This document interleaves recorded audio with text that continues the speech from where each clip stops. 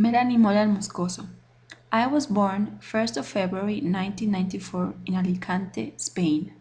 I studied elementary school in Alicante and my high school in Colombia.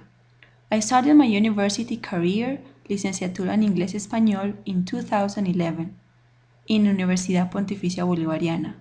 Nowadays, I am in the fourth year. I started to give English classes in Casa Margarita, in El Tablazo, and in Caldas 4 years ago as a volunteer activity. After, I started to give English classes in El Retiro, the village where I now live, 2 years ago. Recently, I give English classes in Medellin and in El Retiro. I must say I am very happy because I can see my advance in the lesson planning and in the act of giving classes. I see students enjoy and learn, and so do I.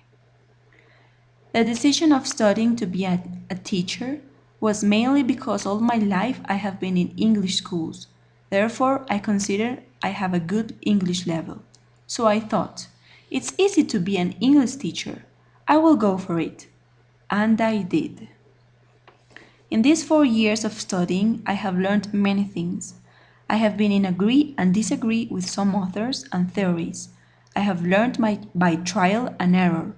I have had my ups and downs, and I have experimented different facets as a teacher. At the end of the day, I always ask myself, how can I be the best English teacher? To start my philosophy of education, I want to highlight the passion I have earned in this time when teaching. I found myself waking up and wanting to give the best of me to those students, looking for better ways of improving the class, seeing my creativeness showing up and learning plenty from myself and from them too. In the future, I would like to give English classes to all grades and ages, but in the moment I am happy working with kids. So, there are 5 main points I will concentrate in, which I consider are fundamental for educators today. First is passion. A teacher must enjoy and love what is doing. Inside the classroom, students will feel what the teacher is giving to them. They will sense the intention of the teacher. And I believe that passionate teachers lead to passionate students. The effective teacher will make the difference here because he or she will be able to create motivation for the subject. This is why in my classes I love to play fun games with my students because first we will create a comfortable sharing environment and they will see English as something fun and pleasant. Another reason why I implement game inside my classroom is because when playing and moving the body, automatically the two brain hemispheres are activated, allowing students to relate something they enjoy, like playing, with learning a new language. Also, the act of playing allows disconnecting a few minutes from the studying, and when coming back, they will be fresher to continue. And the third reason for implementing game inside my class is, who doesn't like to play? And while they play, they will also learn. This is why at the beginning of the class we have a song to say hello. Hello, beautiful girls. Hello, beautiful girls. How are you? Very good, thank you. And you? Excellent! And at the end of the class, another song to say goodbye. Bye bye, beautiful girls. Bye bye, beautiful girls. See you soon. I love you. I love you too. Second is when weaving the magic takes place.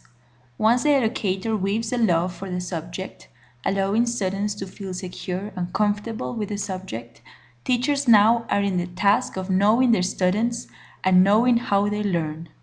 The effective educator must be able to communicate the magic of their subject in different forms, colors, shapes, and ways to facilitate learning.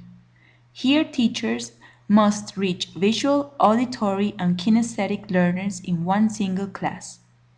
This will help all students succeed. I plan on using several methods of teaching, including activities that enhance brain hemispheres, like, for example, brain fitness, brain gymnastics, neurobics, and mental exercises. I believe these exercises will contribute to their cognitive development, and at the same time, it will keep their brain alive. For example, when I see they are tired or distracted, I implement the brain bomb disconnection by teaching them an exercise of neurobics, and then we carry on working.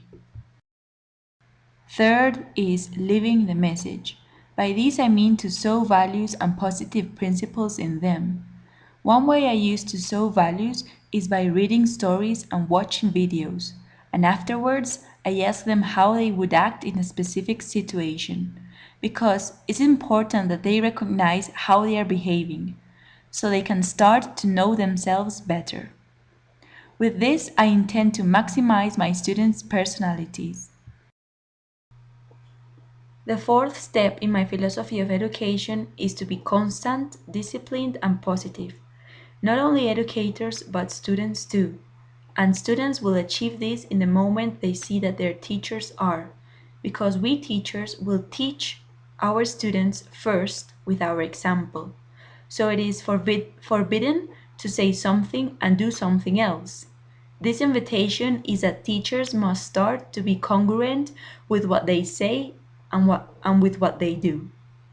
In the case of the students, I always recommend them and their families that for them to learn English, it is important that they are constant in their studies and review.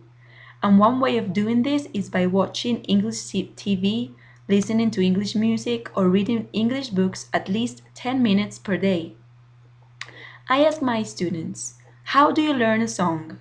And they answer me, repeating and repeating. Exactly! It's the same way to learn a new language, repeating and repeating. It is very important for me that students are positive in class. I always tell them to say positive words to their peers and themselves.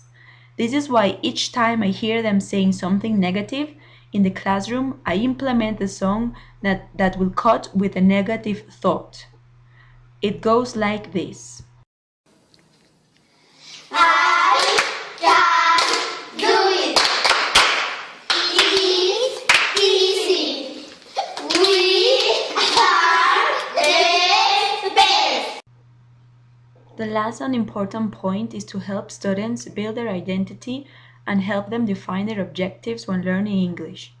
I will encourage my students to answer why they are learning English, how and what for, because I want them to think outside of the box and stop thinking language as a way to learn about others, but to teach others about who they are and even to teach themselves who they truly are.